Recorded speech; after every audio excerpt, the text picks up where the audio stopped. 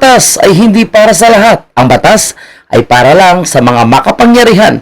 Nakakalungkot, pero yan ang katotohanan with broken heart. Ito po yung mga binitawang salita ng dating police vlogger na si Francis Steve Puntillas.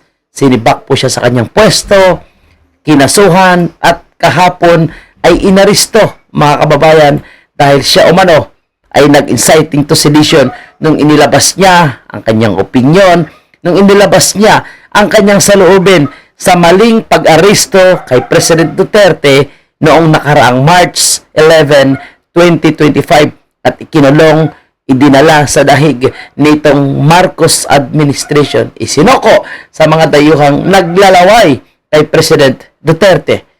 Ang isang pulis na naninindigan, ang isang pulis na nagsabi ng katotohanan na by inciting to sedition. Ngunit ang depensa po ng kampo ni Police Francis Steve Puntillas, walang sedition na nangyari, kundi sinabi niya lang kung ano po ang kanyang saloobin. Particularly, doon sa nakikita niya na maling pag-aresto kay President Duterte. Pero ang sabi nga, bawal daw po siya magsalita dahil siya po ay nasa serbisyo. Balikan natin, mga kababayan, paano po ba at ano ang sinabi ng isang dating pulis? Ano ang kanyang saloobin? Ano ang kanyang sinabi? Bakit siya kinasuhan ng inciting to sedition? Siya po ba ay nanghihikayat ng kaguluhan at lumaban sa gobyerno? Sige, panoorin natin, mga kababayan. Kung ano-ano na lang sasabihin sa atin, susunod-sunuran na lang tayo. Diba? Pulis ako, hindi mo pwede akong utusan. Patrolman lang ako, pero hindi mo ko pwedeng utusan ng mali. Kahit... So para sa kanya, mga kababayan po natin, ang mali ay mali. Dahil yan po yung kanyang sinumpaan. Kahit sabi niya nga, siya ay isang patrolman lamang. Sino ka pa? Kahit ikaw pang presidente, sabihin ko na nga sa'yo. So ito po, mga kababayan po natin, medyo na-trigger sila dito kasi sinabi niya, kahit ikaw pa ang presidente. Kahit si Bongbong Marcos pa. Binanggit niya mismo yung pangalan, ha? Hindi ako susunod sa kanya kahit tanggalin niya akong pulis. Diba? Ba't ako susunod sa kanya? Sino ba siya? Siya ba ang boss ko? Hindi ko siya boss. Tama. Ang boss ko, yung nagpapasahod sa akin. Sino bang nagpapasahod sa akin? Mga Pilipino. Diba? Mga Pilipino ang nagpapasahod sa akin. Ba't ako susunod sa presidente? Ano ba siya? Presidente lang siya. Diba? Ako, pulis ako. Pwede ko siyang arestuhin pagka wala siya sa serbisyo. Palagi ko may mga pinuntos siya dito na medyo na-trigger sila. Kagaya nitong pwede ko siyang arestuhin pag wala na siya sa pwesto. Di ba? Wala siya sa pwesto niya. Di ba? Kung walang pulis sa Pilipinas, sino na lang mag-aaresto sa mga tiwaling opisyal na yan? Kaya tayo nagpulis para hindi tayo maging kakampi ng mga tiwaling opisyal.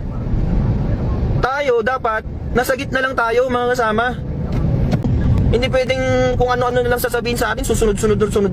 So, yan po yung kanyang punto, ano, mga kababayan po natin. Pero, ang ganda kasi ng kanyang punto, ang ganda kasi ng kanyang mga sinasabi dyan, mga kababayan po natin, no? Na, alam mo yung sinabi niya na hindi tayo pwede na maging sunod-sunuran sa mga tiwaling opisyal ng gobyerno, no? At ang sabi niya pa na siya daw po ay mag-aaresto kay Marcos Sr. kung siya po ay wala na sa pwesto. That's true dahil sa ngayon, no, hindi naman pwedeng makasuhan dahil may immunity si Marcos Jr., no? At siya po yung commander-in-chief. Pero lalong-lalo na po kasi ngayon, mga kababayan, na si Torre na po yung nag-take over as bagong PNP chief. Palagay ko, no, isa po ito sa kinaiisa ni Marcos Jr. At sa akin lang, posibleng totoo, posibleng hindi dahil opinion ko ito, mga kababayan, no? Posibleng isa po sa inutos ito sa kanya. Posibleng isa po, no, sa inutos, hanapin ito, arestuhin ito dahil ito po ay may hindi magandang sinabi sa akin, no. Feeling siguro ni Marcos, siya ay binastos, no. Kaya palagay ko hindi po siya arestuhin basta-basta ng pulis, no, ng pamunuan ng PNP kung walang utos galing sa itaas, lalong-lalo na po, no, siya ay naka-uniforme nung sinabi niya ito kay Marcos Sr. Actually, mahaba pa po yan, no. Masisearch po natin yung kanyang kabuuang video. Nandun po sa TikTok, no, available sa TikTok yan, makikita natin dyan, mga kababayan natin. And sabi nga ng iba, nababasa ko sa comment dito po sa kanyang pinost, no? Wala naman daw pong inciting to sedition doon sa kanyang sinabi. No, sabi ng iba. At yun daw po is sinabi niya lang ang kanyang saloobin. Although bawal kasi sumali po mga kababayan po natin sa usaping pampolitika itong mga pulis or sundalo, no? Dapat maging impartial po sila, dapat non-political po sila sa nangyayari sa ating bansa. Dapat sa gitna lang sila. Pero sa kanya daw kasi is nagsalita po siya. Actually, marami naman po yung nagsasalita.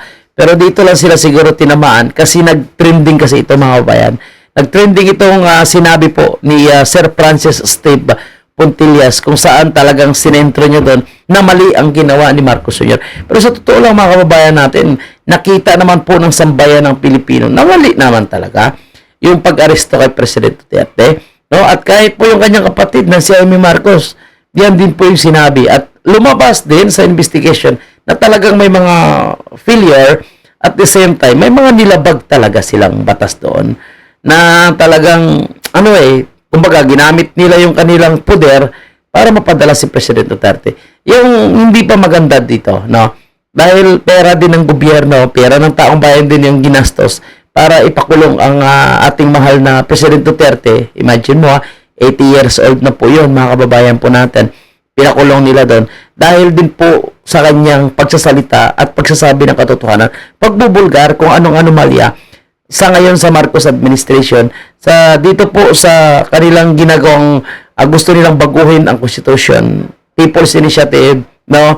Gamit pa rin ang pera ng taong bayan and pamumuntang ayuda, pagbebenta ng ginto. Yung matinding corruption ngayon na wala pong proyekto ang gobyerno. So yun kasi yung mga madalas na issue, yung pinupunto ni President Duterte sa mga ganap ng hakbang ng maisog. Kaya nangyari ito sa kanya. So, pero sabi nga ni Tatay Digong, yun naman ay handa niyang sagutin at haharapin. Pero yung mga taong nagsasalita, sila ngayon ang ginigipit. Nandiyan po si Attorney Harry Roque na ngayon hinahanti nila. Mahalika, no? Yung ilang mga political vlogger na pinatawag po na di umano'y inakusahan sila na nagpakalat ng fake news, binasto sila, sinigawan sila doon, no? Kumbaga, hindi na nila nakayanan, naiyak na lang sila dahil nagpipigil po sila na sumagot dahil ayaw nila mabastos ang mga kongresista, pero sila ay binastos, so inulit pa yung mga videos. So, ganun po ngayon, mapang-abuso ang nakaupo sa pwesto, no? Na pwede nilang gamitin ang kanilang poder para lang mapatahimik yung mga kritiko. So, actually, lahat na tayo na nagkikritik sa Marcos administration, medyo nakaramdam ng takot.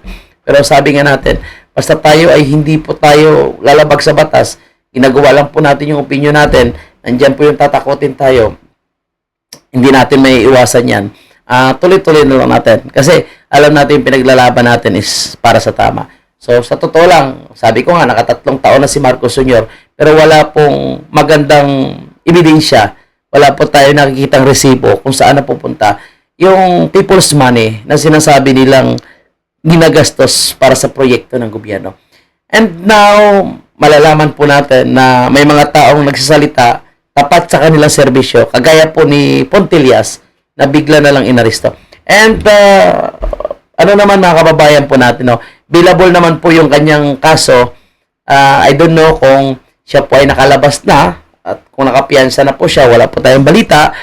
Pero nakahingi po siya ng tulong kay Atty. Vic Rodriguez at nagbigay naman po ng legal assistant si Atty. Vic Rodriguez mula sa kanyang team at tinulungan po itong si Sir Pontillas, si dating police vlogger, si Francis Steve Pontillas. Tinulungan naman po siya sa kanyang kaso, binigyan siya ng legal assistant. So hopefully malalagpasan niya ito at mapatunayan niya na walang sedisyon sa kanyang sinabi, bagkus yun po ay ang kanyang personal na opinion, pananaw sa maling pag-aresto kay President Duterte. Maraming salamat mga kababayan. Hopefully, no, itong si Sir Francis ay makabalik sa pwesto kapag mayroon na po tayong isang matinong gobyerno